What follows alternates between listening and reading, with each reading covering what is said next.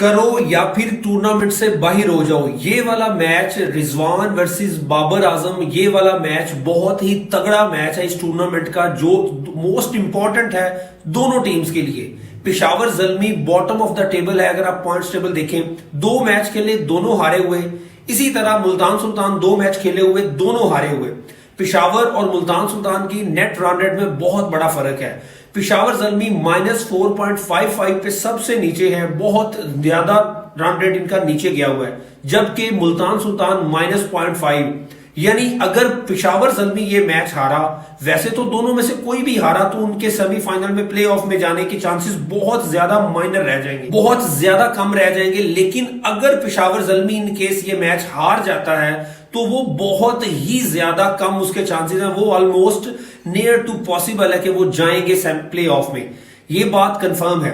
अब यहां पर ट्रोल किया जा रहा है दोस्तों अली तरीन को। अली तरीन के एक बयान, जो कि पीएसएल से पहले उन्होंने एक दफा पीएसएल के शुरू होने से पहले मुल्तान सुल्तान ट्रेनिंग कर रहे थे, तो उन्होंने पूरी टीम को इकट्ठा किया और बोला, उन्होंने कहा कि इस दफा सीजन पीएसएल 2025 में 10वें सीजन में मुल्तान सुल्तान को जाना जाएगा उनकी बेस्ट फील्डिंग की वजह से। Multan Sultan best fielding side बनेगी।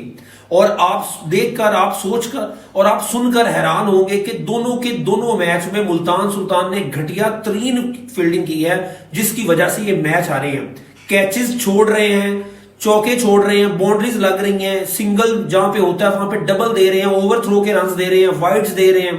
पुअर तरीन फील्डिंग परफॉर्मेंस पूरे पीएसएल के सीजन में इस दफा मुल्तान सुल्तान की हुई है। आवाम ये ट्रोल कर रही है कि पहले कह देते हो, वैसा होता नहीं है। अब आपकी टीम हार ही सिर्फ फील्डिंग की वजह से रही है और आपने बेस्ट साइड बनना था फील्डिंग 2025 वाले पीएसएल एडिशन में। ऐसा कुछ नहीं हो रहा। अब दोनों टीम्स में कोई ना कोई कमियां हैं जिसकी वजह से वो बॉटम में है।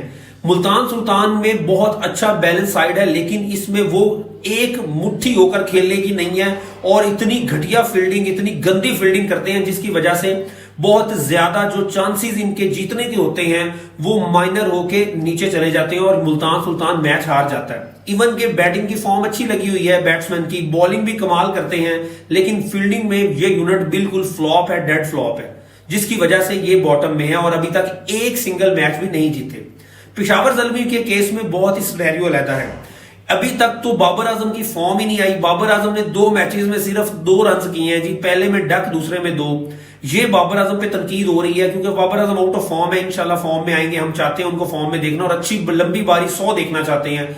कौन कौन बाबर आजम का फैन 100 देखना चाहता है बाबर आजम का इस मैच में, कमेंट लाजमी करिएगा और वीडियो को लाइक करके सब्सक्राइब लाजमी करते हैं। बाबर आजम की पेशावर ज़ल्मी के हारने की मेन वजह उनका बॉलिंग यूनिट है। कभी भी किसी भी सीजन में पीएसएल में इन्होंने बॉलिंग यूनिट सेलेक्ट किया ही नहीं है। ये ब्रांडिंग पे पैसा फजूल बहा देते हैं, बॉलिंग यूनिट को कभी इतना स्ट्रॉन्ग नहीं करते कि किसी भी ऑपोजिशन के आगे वो एक ढाल बन के खड़े हों, डिफेंड कर सके टोटल को। स्कोर इतने लीकेज करवा देते हैं, 200 सवा 200, फिर बैटिंग फॉर्म में नहीं होती। एक आधा प्लेयर भी ऊपर से आउट हुआ तो नीचे पूरी प्लेइंग 11 डिस्टर्ब होती है, इनसे कोई भी रन चेज नहीं होता, इवन वो 150 या 180 हो। तो ये मेन रीजन है, इनकी फील्डिंग है मुल्तान सुल्तान की और इनकी बॉलिंग है जो बहुत ही गंदी तरीन बॉलिंग है। आम से आम बैट्समैन भी चौके छक्के जहां मर्जी इनके बॉलर्स को दिल करे वो मारता है पूरे ग्राउंड में।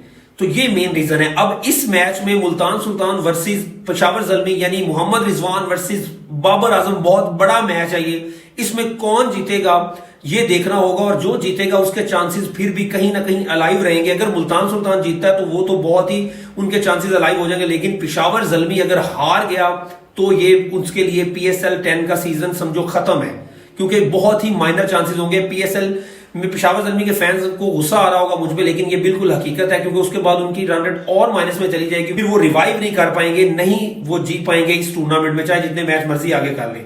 वैसे हर टीम ने 10-10 मैच खेलने हैं।